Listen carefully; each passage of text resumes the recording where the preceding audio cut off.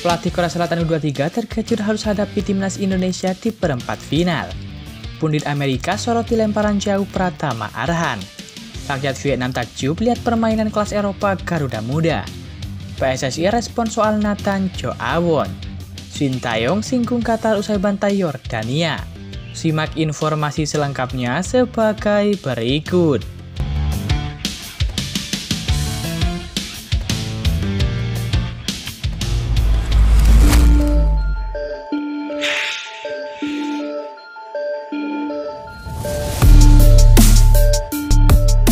Kabar pertama datang dari pundit Amerika. Ya, ahli sepak bola asal Amerika Serikat yakni Ben Griffiths menyoroti lemparan maut pemain timnas Indonesia U23 Pratama Arhan. Bahkan pengamat tersebut sampai membawa-bawa klub asal Inggris yakni Manchester United. Seperti diketahui, lemparan ke dalam jarak jauh Pratama Arhan kembali memakan korban. Kali ini giliran timnas Yordania U23 yang merasakan betapa mengerikannya lemparan ke dalam Pratama Arhan. Bertanding di Abdullah bin Khalifa Stadium, Qatar pada Minggu 22 April 2024, Pratama Arhan sukses menjadi perahara bagi lini pertahanan The Silvers julukan timnas Yordania U23. Saat laga baru berjalan 8 menit, lemparan maut Pratama Arhan sempat masuk ke dalam gawang timnas Yordania U23. Sayangnya, gol lemparan ke dalam tersebut dinyatakan tidak sah karena bola tidak menyentuh siapapun sebelum masuk ke dalam gawang. Sepanjang pertandingan, Pratama Arhan pun terus-menerus menebar ancaman dengan lemparannya. Hingga puncaknya pada menit ke-86 lemparan maut dari suami Aziza Salsa itu akhirnya membuahkan hasil. Menjadi algojo lemparan dari sisi kanan pertahanan timnas Yordania U23, Pratama Arhan melakukan lemparan ke dalam jarak jauh yang langsung mengarah ke kotak penalti. Memanfaatkan hal tersebut, bek timnas Indonesia U23 yakni Komang Teguh muncul dari blind set dan langsung menyundul bola ke dalam gawang. Melalui aksi tersebut, Ben Griffiths merekomendasikan klub-klub Eropa yang akan bermain di UEFA untuk merekrut Pratama Arhan. Hal ini karena lemparan mautnya dapat dimanfaatkan untuk mencetak gol.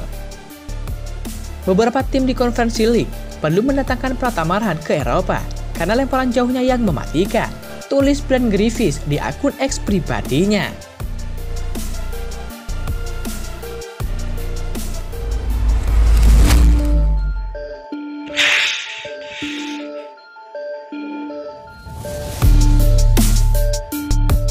Kabar selanjutnya datang dari pelatih Korea Selatan U23.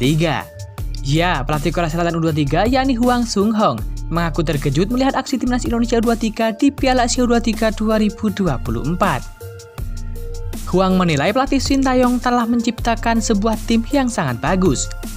Mantan rekan tim Sintayong semasa memperkuat timnas Korea Selatan itu tak memungkiri timnas Garuda Muda punya potensi menang.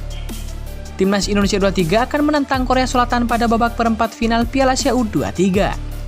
Bentrok Korea versus Indonesia akan berlangsung di Stadion Abdullah bin Khalifa Doha, Qatar pada Kamis 25 April 2024. Saya terkejut melihat pertandingan Indonesia karena pelatih Sintayong menciptakan tim yang sangat bagus, ucap pelatih Korea Selatan U23. Menurut saya, ini tim yang bagus. Mereka menunjukkan penampilan yang bagus. Saya pikir ini adalah tim yang bisa meraih kemenangan jika mereka waspada dan siap, tutur pelatih Korea melanjutkan. Hwang tidak akan main-main mempersiapkan anak asuhnya untuk meladeni timnas Indonesia U23. Selain meyakini Rizky Ridho dan kawan-kawan bukan lawan mudah, Hwang ingin mencapai targetnya, yakni membawa timnas Korea Selatan lolos ke Olimpiade 2024. Pertandingan sebenarnya dimulai dari sekarang. Indonesia bukan lawan yang mudah, kata pelatih Korea Selatan.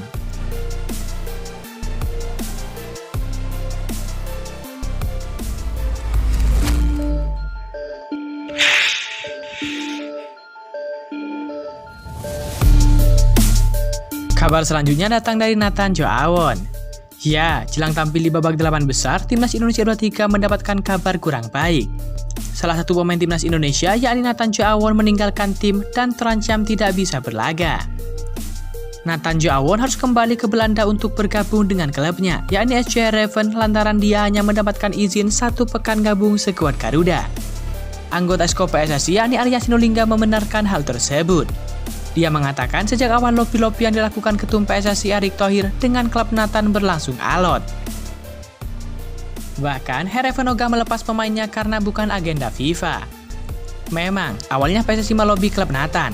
Dari si lobby itu, memang awalnya berat betul mereka melepas Nathan, dan Pak Ketua minta langsung minimal bisa lolos 8 besar di grup karena target awal di sana, kata Arya Sinulinga.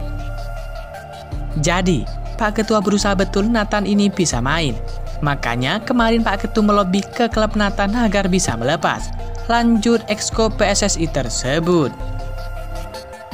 Awalnya mereka tidak mau melepas karena bukan agenda FIFA, tapi akhirnya mereka bisa melepas ketika kita minta sampai 8 besar. Dan sekarang sudah lolos grup, dan memang itu yang kemarin kita lobby ke sana, dan usaha yang kita buat, sambung Arya Sinulinga. Ditanya perihal kemungkinan PSSI kembali melobi Heerenveen agar dapat melepas Nathan Jawon untuk memperkuat timnas Indonesia U23, Arya hanya menjawab singkat, "Terima kasihlah sama klubnya sudah memberi izin," ucap Arya. Meskipun berperan sebagai fullback kanan, Nathan sering digunakan Sintayong sebagai gelandang bertahan dalam formasi 3-4-3, terutama saat Ivar Jenner absen dalam pertandingan melawan Australia. Penampilan Nathan pun mampu membuat timnas Indonesia sulit ditembus lawan. Kini pekerjaan besar bagi Sintayong untuk menyiasati posisi kosong yang ditinggalkan Nathan Jawon.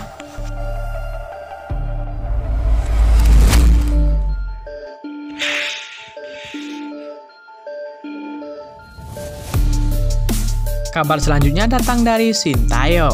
Ya, pelatih timnas Indonesia U23 yakni Sintayong menyinggung timnas Qatar U23 kala mengomentari keberhasilan timnya membantai Yordania U23 di laga pamungkas grup A.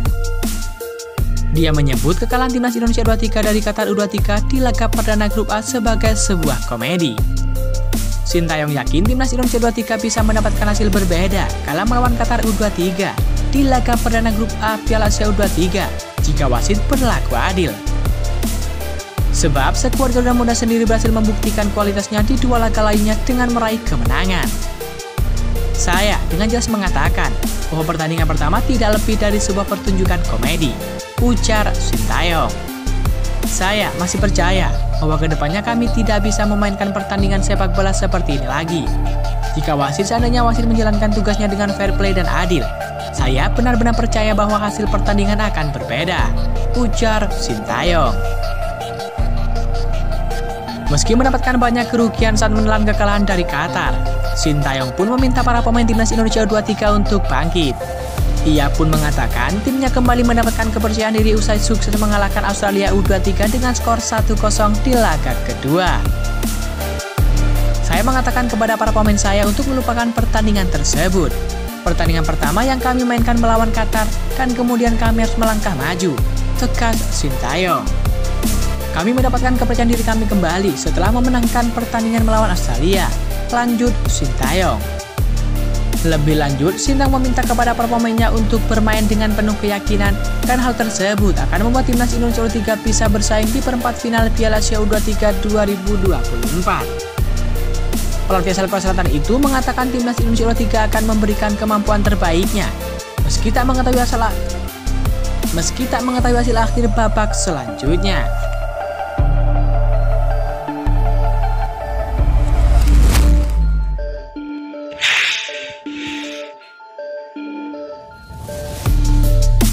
Kabar selanjutnya datang dari media Vietnam. Ya, media Vietnam melontarkan pujian setinggi langit terhadap timnas Indonesia U23 yang sukses mengukir prestasi gemilang dengan lolos ke perempat final Piala Asia U23 2024. Kepastian lolosnya timnas Indonesia U23 didapat setelah mengalahkan Yordania 4-1 pada match ketiga grup A di Abdullah bin Khalifa Stadium. Marcelino Ferdinand mencetak brace, sementara 2 gol lainnya dilesakan masing-masing oleh Witan Sulaiman dan Komang Teguh. Padahal timnas Indonesia U23 hanya butuh hasil imbang untuk menemani Qatar lolos ke fase gugur. Sebelum laga pamungkas grup, timnas Indonesia U23 sudah mengumpulkan 3 poin. Mereka hanya perlu bermain imbang melawan Yordania untuk merebut tiket ke perempat final.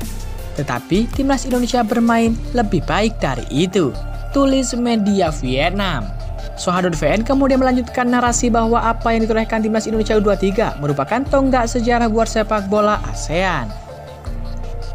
Prestasi timnas Indonesia U23 ini membantu sepak bola Asia Tenggara mengembalikan tonggak sejarah yang mengesankan.